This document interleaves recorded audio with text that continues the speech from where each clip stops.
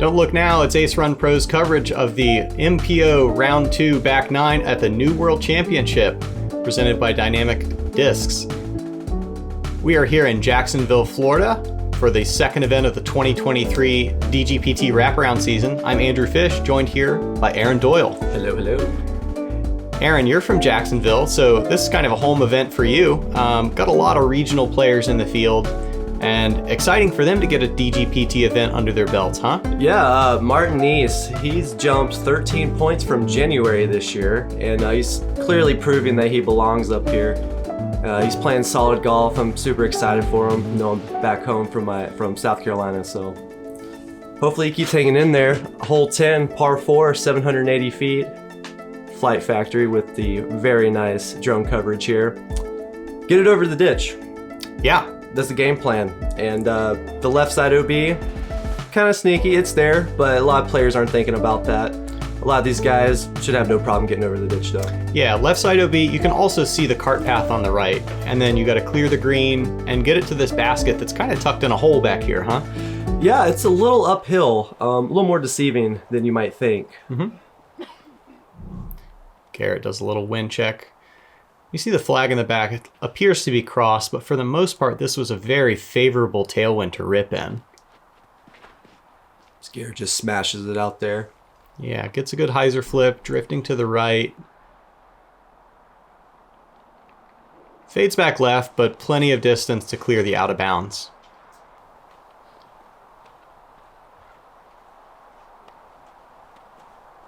So Kiefer's got his Tour Series Rive in his hand. Yeah, that thing's a little hard to find on the ground, especially in like dark pine needles. But it is a beautiful disc, and he throws it beautifully. Yeah, gets probably 425, 450 out of that. Didn't look like he tried to kill it. Martin's gotten some power too now. Yeah. Flex turnover, right in the middle. He could just turn around and know that thing's inbounds. Yeah, relatively straightforward tee shot. A lot of the drives in this middle section of the course, you kind of could throw the same disc for everything. Got Connor here. He hoping to get some more birdies on the back nine to put on a show. Looks like he's bringing the left-sided OB into play. Yeah, just too much stability on that disc. I know he's in a contract year and he's wanting to put on a good show, good performance. He told me this is a little weird, a little bit of an abbreviated run up from 360 or so.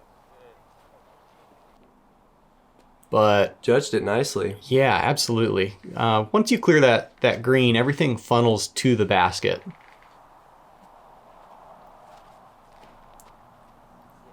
And good trust of width out here by Martin. Looks like that's going to skip it around circle's edge and squibble into 18 feet. I feel like it's a good play. Hang it out to the furthest right tree and let it come in.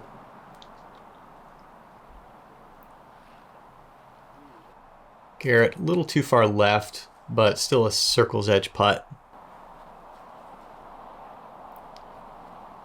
Many of these long holes are just about giving yourself a chance to score. They've done so with the drives. Everyone's in decent position here for a putt. Connor for his 4, everybody else for birdie. Garrett's been making some good putts. I know he's going to want to make this one. Dead center. And he does. If he's feeling it, he's a dangerous man. Absolutely. And his putt striped the pole too.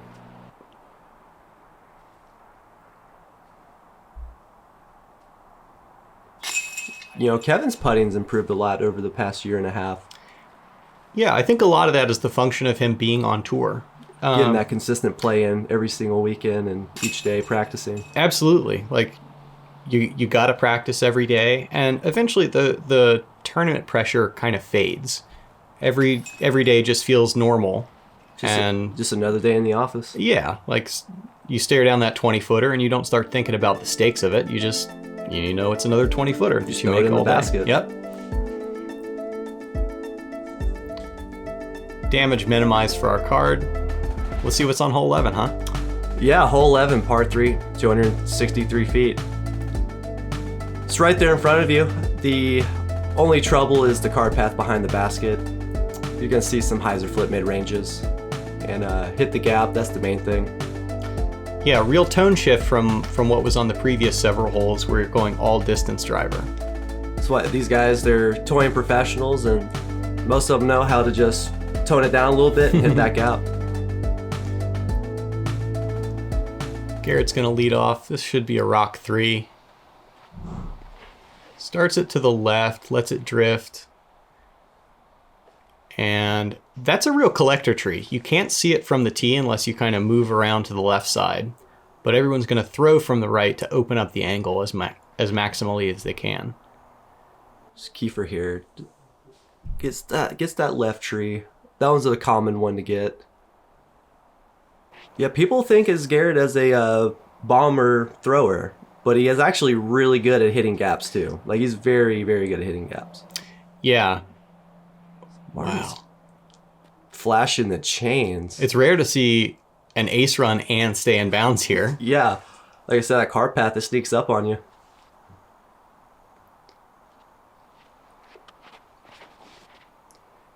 Connor drifting to the right.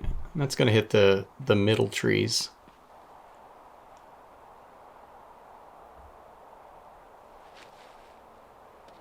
And just an incomplete throw. Seemed like he didn't get his weight behind that, just threw it with his wrist.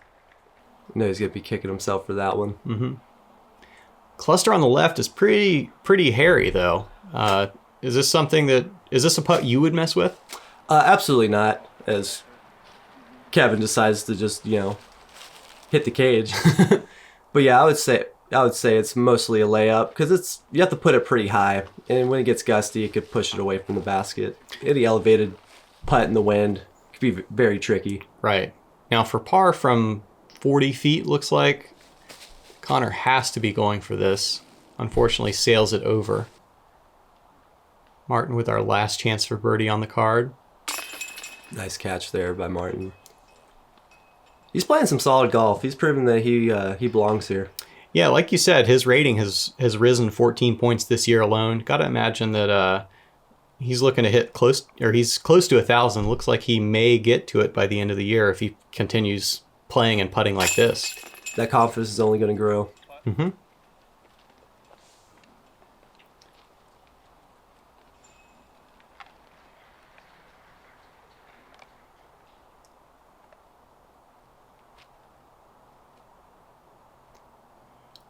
Even this couple feet of elevation on the basket is enough to mess with you. Garrett, very deliberate, taking his time on that 14-footer. Definitely can't take those for granted. And Kevin stays on top, makes his putt pretty level. And that's the last easy hole we're going to see for a while, easy being relative. The next 2 holes are going to be very similar, but very tough at the same time. We'll be back in a minute. My name's Garrett Gurthie. People may know me as Double G, and I've been making Double G craft jerky since I was 16 years old. I'm always a snacker, so about halfway through, I always find myself reaching for that bag of Double G jerky. My favorite has got to be the garlic lover's dream. You just can't go wrong with garlic and beef jerky. That middle of the round, you get into that slump. I'm gonna reach for that Double G craft jerky to help me finish strong. So most of you can't throw like Double G, but if you get his craft jerky, you can certainly eat like him. Go out and get some Double G craft jerky. You can find Double G craft jerky at doublegjerky.com.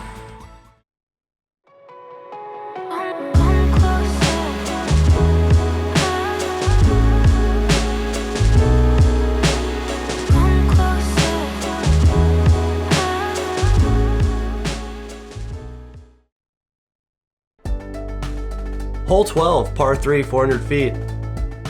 You'll see 12 and 13 be pretty much the same shot. OB on the left side. Got some low ceiling options here. Yeah, for the righty backhand, it's low ceiling. Seen a lot of powerful sidearms lately. Yeah, that's definitely the best option if you have it here, because it's gonna go away from the out of bounds. Just at 400 with a pretty demanding line, it's a challenge. Martin has a pretty powerful sidearm. Yeah, nicely done to give it the full width, let it skip back in, and basically a park job. Very nice. Now, I love this shot Garrett's about to throw. The roller. Yeah, leaves it cutty. The disc has flippy enough to get over and runs around the basket to about 25 feet right.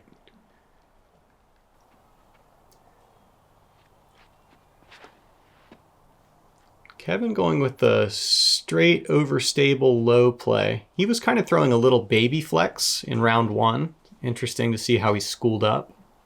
I believe that was an adder. And not surprising to me to see Connor go forehand, but less driven than Martin's was. He kind of got some air under it. He's going to leave himself outside the circle. Still, this is the best set of 4 drives that I've seen on this hole yet. Absolutely. Yeah, it's tough to get down there. Definitely a tough hole.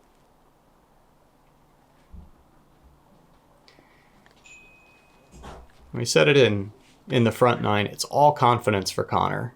Right now he's scuffling a little bit. He's at even. And I'm sure he's got to know what a good round looks like out here after playing some competitive and practice rounds.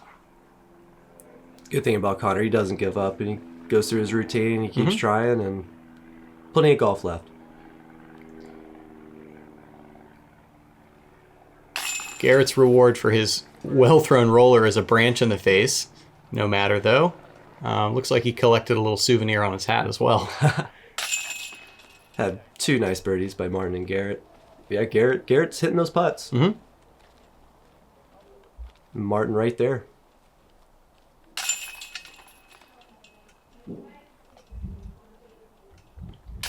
I think if you signed me up for a tap-in par on this, I'd take it. Yeah, all day long. No harm, no foul, right? Yep. So you got 3 5-unders, you got 1 even. Everybody's moving pretty well. Hole 13, par 3, 382 feet. Pretty much the same shot as hole 12. OB cart path left, and you have this low ceiling. A lot of low power sidearms. Or roller, if that's what you choose to do. Mm-hmm. You can't really throw that backhand hyzer anymore, not without inviting a whole lot of risk. Still see some players do it. Yep. Out of bounds opens up a little bit near the green, but there's a pinch point around 300 feet or so. I know most of these guys are just wanting to stay on that right side. Even if they're in the woods, just pitch out for the 3. Yep. But this one is one of the bonus holes. Martin with a very similar shape to what he had done on hole 12. Gets himself to 36 feet.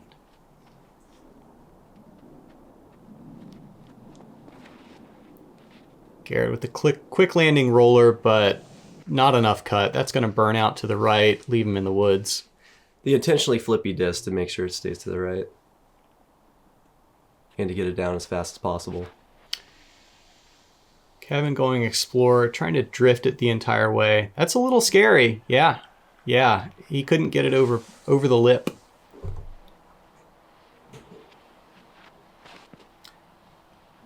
And Connor just rolls his wrist. That's going straight into the sand trap. No chance. It's a little surprising. Something I've been conceptualizing lately is the idea of competitive shots. Like if I'm going to go out of bounds, I want it to be a shot that had a chance to get a birdie. And I feel like Connor's just never really had a chance to do so. Kevin also throwing the 7 or 8 speed disc on a 380 foot hole. You can't go out of bounds if you're making that choice. Is there a balance of risk and reward that you're willing to accept here? If I do go, I like what you said. You said pretty much perfectly. You want that decent shot that you went for the birdie. Mm-hmm. Even if it doesn't turn out the way you want it to, if you gave yourself a chance to get up, try to get the birdie, then yeah. If you're gonna go B, make it late. Yeah. Mm-hmm. Very crafty vet shot from Garrett to throw the slow forehand roller out to 12 feet for his par cleanup. And Martin without the full commitment.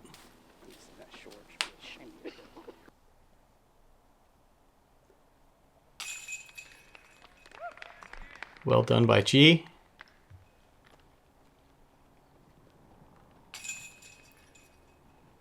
We'll see another bogey cleanup from Connor, and then Martin in for his par. There's no way around it. Hole 13 is hard. There weren't that many birdies, and those who are doing it are almost always doing it with a big committed forehand that is out of bounds for 85% of its flight. And it's like if you take a 3 on 12 and 13, you're not feeling too bad about it. No.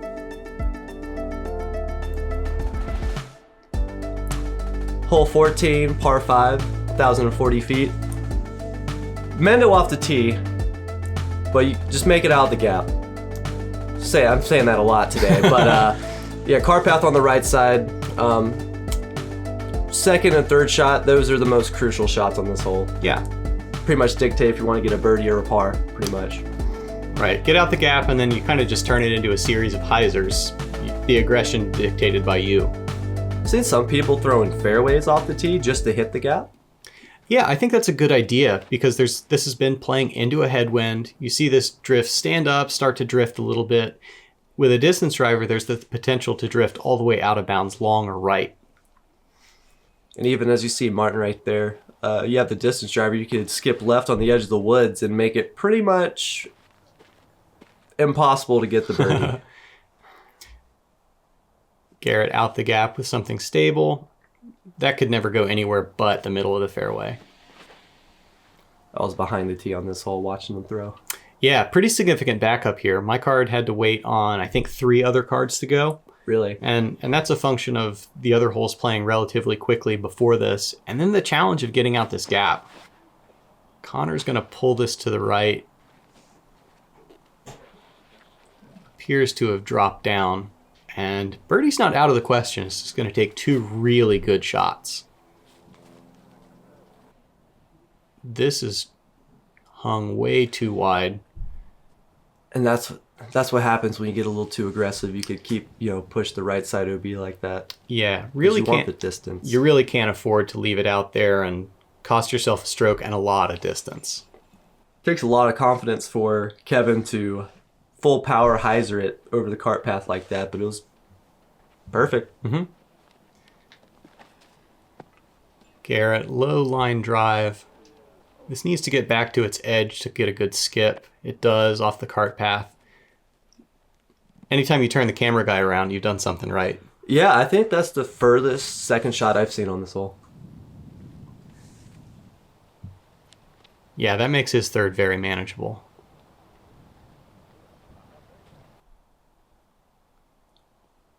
Martin up to a good spot. He's probably, I would guess, 300, 325 away from there. Connor throwing 4. He needs to just play some damage control golf here. You see he's staying away from the right side.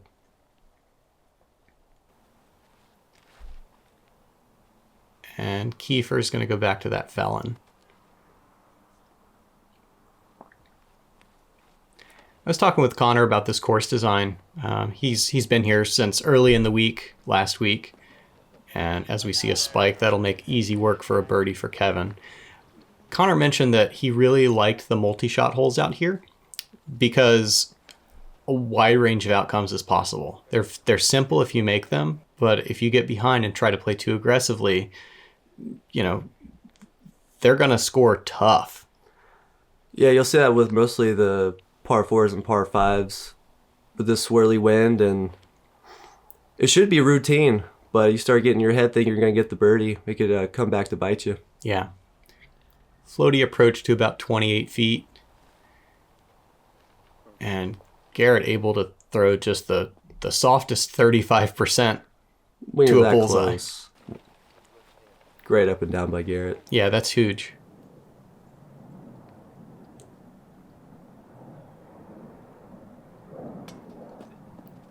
One chain for Martin. And that is a little bit scary because the basket is no more than 18 feet away from out of bounds. Especially with that spin putt. Mm-hmm. Connor getting it in for the bogey. Yeah, good comeback by Connor. He was very out of position after his third. Putt there by Martin. Cleaned up his par. Yeah, Connor's definitely wanting to at least birdie 2 out of the last 4 holes. Mm-hmm. Get it back to even. Yeah, you come down this backstretch, there's some big swings that can happen. This hole has been doing it. The island hole on 15 certainly is a 2 or a 4 just about.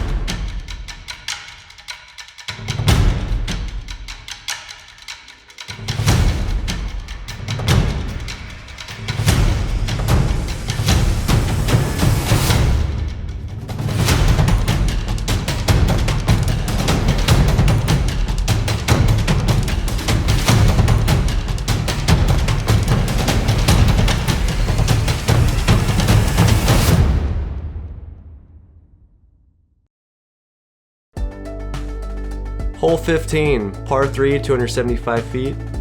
Thank you, Flight Factory, for this drone footage. This one, fish. This one. It's a island hole, double mando. 36% birdies and 48% bogeys. Yeah, we're really kind of dividing the field in half here. There's really no in between. No, and there's been a pretty severe right to left crosswind both of the first 2 days. That makes it it's challenging to throw hard enough to get there while not also drifting left or drifting out the back. Garrett's going to throw a little bit of a turnover with that rock 3, and just the cleanness of his spin enables that to just die at the basket. You got a little higher from yesterday. Didn't want to hit the front. Yep. Pile on. Kiefer with a pure. You see that the disc just kind of float right the whole way. Misses the mando. That's the thing. If you miss the mando or miss the islands, guaranteed 4. Yeah, everything's going to the drop zone, which is about 60 feet away. Like this from Martin. He's gotten it up high. Oh boy. He does make the mando, but not the island, though. If you get a little lucky, that back end on the left side opens up a little bit. Yeah, don't want to count on that, though. No, absolutely not. I think you want to just, wow. You just want to try to pin the basket if you can. Makes the green as fat as possible. So 2 days in a row, we've seen only one player from our feature or chase card make the island. This goes to show how tough this hole can be. Kevin, not great angle discipline. The disc just moves left the entire way. That'll leave him with a headwind putt for his bogey.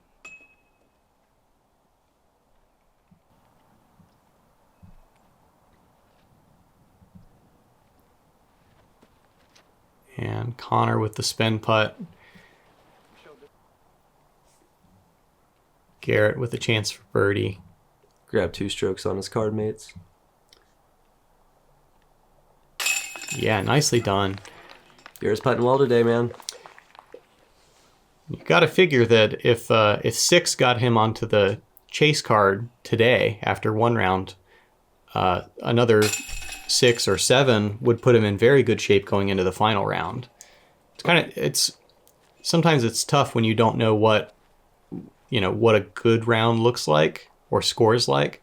Now that we've got a couple rounds in and UDisc is allowing players to keep track in real time, it gives him a sense of whether he wants to be aggressive in the last few holes. The way this course sets up well for Garrett's game. And yeah, on this course anything can happen, but 6, 7 down, that's making good pace to make the lead card. Definitely. See Kiefer and Connor falling back a little bit. Hole 16, par 3, 240 feet. I didn't say this yesterday, but there is a mando on the right side. I don't see anybody going that direction, but just putter shot straight. Group of trees on the left. It's a fairly common miss. Don't want to miss right. Saw yesterday, those palm trees can be punishing. Definitely. And this was the second easiest hole in the day, scoring at about a 2.86. Fair number of birdies, not really out of bounds in play. Garrett back to that rock. Not quite going to drift enough to the right. Garrett hit one of the more popular trees. Yeah, there's one for everybody out here.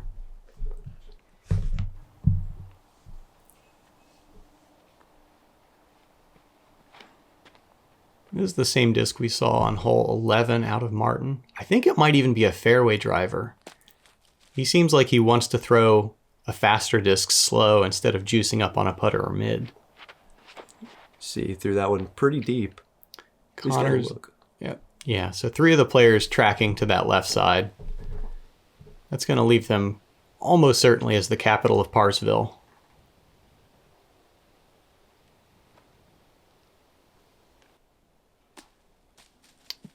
Although Connor does push that pretty long, he's going to have a little tester. I'm surprised to see that Garrett goes with a forehand there. We mentioned in the front that he kind of tweaked his shoulder, and a forehand had felt uncomfortable. I would have seen just a jump putt from him. Yeah, that's what I was just thinking. You see Kevin pitching up there for his 3. Martin from very long for his birdie look. Look at that Nice spin putt. Run he it told back. me he wasn't putting well. Let's run it back. Great comeback after the bogey on 15. Able to just spin it in. And man, cool customer. No reaction. No, he looks extremely focused. He's proven it. He's proven that he belongs to play against these guys. Garrett, nice putt.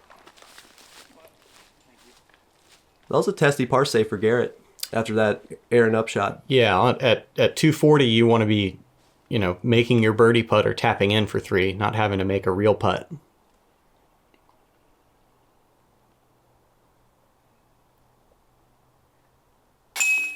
Connor cleaning up the par. Yeah, very direct. No, he's not playing as well as he'd like to, but got 2 more holes to come back a little bit. And well done for Kevin. Kevin left Florida in February, and he wasn't back in his own bed until just last week. It's a lot of time away from home. Yeah, I'd be homesick. But Florida kind of establishing itself as the late season home for tournaments. A bunch of A tiers, a couple of B tiers coming up. Good opportunity for players wanting to extend their season. Yeah, as we get into hole 17, par 3, 426 feet. Get a layup on the right side, but these guys aren't going to do that. They're going to go for the green. See the landing zone. What do you say? Landing zone about 400 feet? About that. You clear the creek and then try to move left. A lot of these guys, they're getting a lot closer than I thought they would on this hole. Mm-hmm. But, I mean, if you have the power, it should be a pretty stock hyzer. I kind of feel like the stock hyzer gets you to circle 2. It takes throwing, inside and all the power to stall it to the left to get to a circle 1 look. Right on cue. About 45-footer, 40 feet. But giving yourself a look for birdie on this hole is the key. Mm-hmm. A little bit of tailwind off the tee. Oh, I don't like this. This is too far left. He's going to need a lot of help. Yeah, and that's going to go out of bounds. I'm not quite sure where his mark is going to be, but if you're on the short side of these crepe myrtles, the angle is severely cut off. Kevin going to plinko down, out of bounds as well. I wonder if they're going to give him benefit of the doubt and say they hit on that side. I don't recall if there was a spotter out here, so it may be player judgment. Connor putting it in bounds, not trying to test the waters. So what do you call those? Are those tombstones, land sharks, or something else? Tombstones. Okay. I grew up with tombstones. Right around here. Yeah. My disc is there. I would give you. You think you could roll right through this? I mean, yeah, anywhere I'd right say here. Somewhere around here. Yeah. Give me an official mark. Yeah, right there. Yeah, do that. So they must have been able to see off the tee that it landed in bounds and then got a reaction coming backwards. Very fortunate spot. Kiefer about runs that one up for his par save. Garrett left with a similar look. This is uphill, playing into a bit of a crosswind, right to left for him.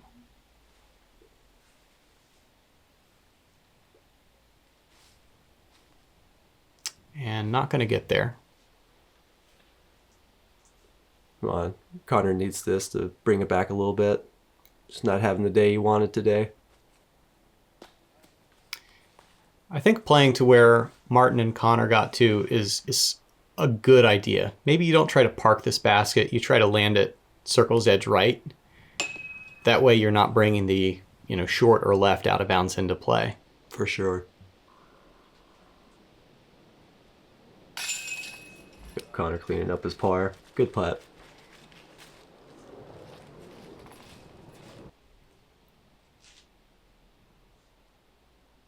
Getting into that golden hour. You like to see the shading on Garrett. Florida sunsets are beautiful.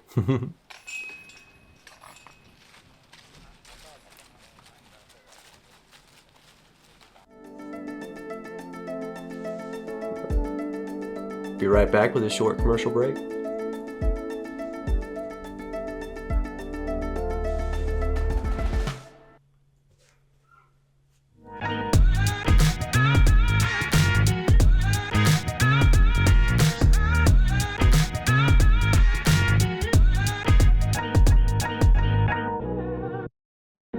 It was important for me to partner with a retailer that could help with growing my brand and making my products available all over the country and across the world. Flight Factory has helped me accomplish that.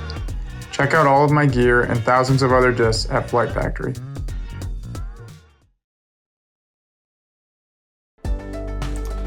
Final hole, hole 18, par 5, 984 feet.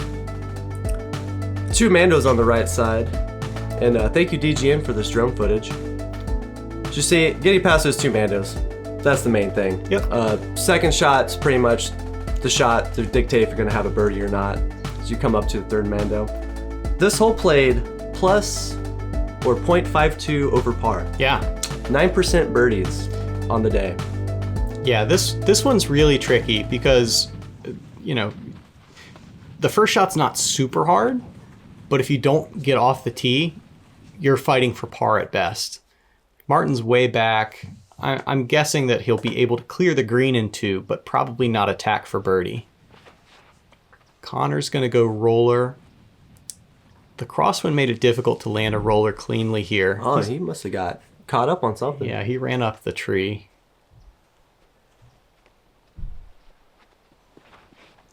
Garrett with the air shot, kind of getting knocked down by a crosswind. He'll have to go out way wide right and try to swing it to the left of the Mando later. Looks like he's pen high of that 2nd Mando tree, so should be pretty open over there.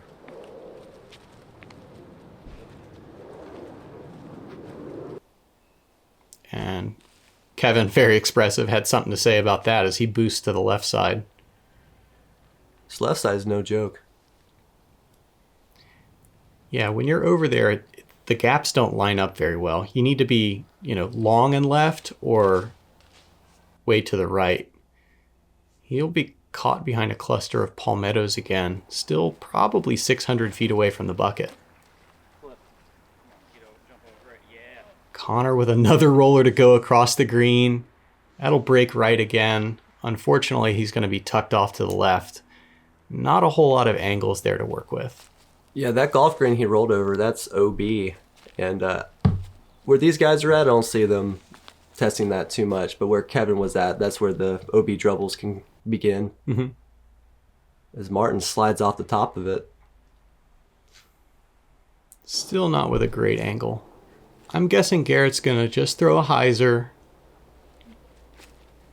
Try to work his way to the left side of the Mando. You get that distance read and squeeze past those 2 pines that you identified on the mounds in the middle of the fairway.